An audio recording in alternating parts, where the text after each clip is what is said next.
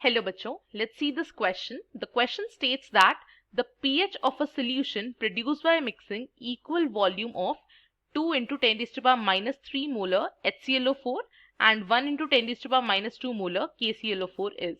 So basically इस question में हमारे पास एक solution दे रखा है जिसके अंदर हमने दो कंपाउंड्स मिक्स किए हैं एंड हमें उसका pH फाइंड आउट करना है, राइट? सो जो की कंसेप्ट हम यहाँ पे यूज करने वाले हैं in order to solve this question वो pH ही है एंड बेसिकली pH का हम फॉर्मूला यहाँ पे यूज करने वाले हैं pH equals minus logarithm of H plus, right? ये फॉर्मूला हम यूज करेंगे. तो स्टार्ट करते हैं इस क्वेश्चन से. सबसे पहली चीज हमारे पास यहाँ पे HClO4 दे रखा है एंड HClO4 जो है एक स्ट्रॉन्ग एसिड होता है एंड हमें पता है जो स्ट्रॉन्ग एसिड होते हैं वो कंप्लीटली डिसोसिएट करते हैं.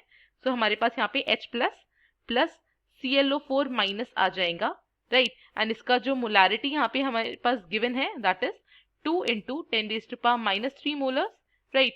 सो H प्लस और ClO4 दोनों का जो कंसेंट्रेशन होगा वो 2 into 10 raised to power minus 3 molar ही होगा, राइट? इसके बाद हमारे पास H प्लस का कंसेंट्रेशन आ गया. सो H प्लस का कंसेंट्रेशन हमारे पास कितना है 2 into 10 raised to power minus 3 molar.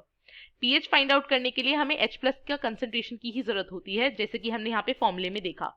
But यहाँ पे सॉल्यूशन में एक और कंपाउंड हमारे पास है which is basically a salt जो कि हमारे पास KClO4 है एंड KClO4 जो है वो भी एक जो सॉल्ट है वो strong acid and strong base का सॉल्ट है दैट इज KOH और HClO4 से मिलकर बना हुआ है ये.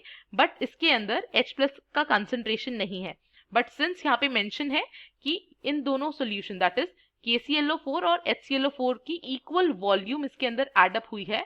सो वॉल्यूम KClO4 को ऐड करने से जो वॉल्यूम का अमाउंट है वो इंक्रीज हो गया है एंड हमें पता है एक फैक्ट का कि जो कंसंट्रेशन होती है it is inversely proportional to volume, right? So अगर वॉल्यूम बढ़ रहा है सो कंसंट्रेशन क्या है डिक्रीज हो जाएगा. सो KClO4 डलने से H प्लस की जो कंसंट्रेशन है वो हाफ हो जाएगी, राइट? क्योंकि इक्वल वॉल्यूम डल रहा है. सो H प्लस का जो कंसंट्रेशन नया आएगा that will be equal to 2 into 10 raised to power minus 3 molar divided by 2, right? Since volume double हो गई है so जो concentration है वो half हो जाएगी. so आपका H plus का concentration अब 1 into 10 raised to power minus 3 molar हो गया, right? अब हमारे पास ये जो new concentration आई है इसके corresponding हमें pH find out करना है using the formula जो कि हमारे पास यहाँ पे mention है which is minus logarithm of H plus. H plus का concentration हमारे पास 10 raised to power minus 3 molar है, राइट? इसको अगर हम कैलकुलेट करें तो यहाँ पे हमारे पास कितना आ जाएगा ये minus logarithm of 10 raised to power minus 3.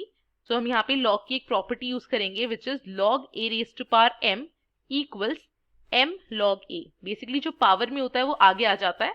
सो अगर आप इसे सॉल्व करते हैं तो आपके पास आ जाएगा -3 आगे आ जाएगा log 10, राइट? एंड log 10 की वैल्यू होती है 1.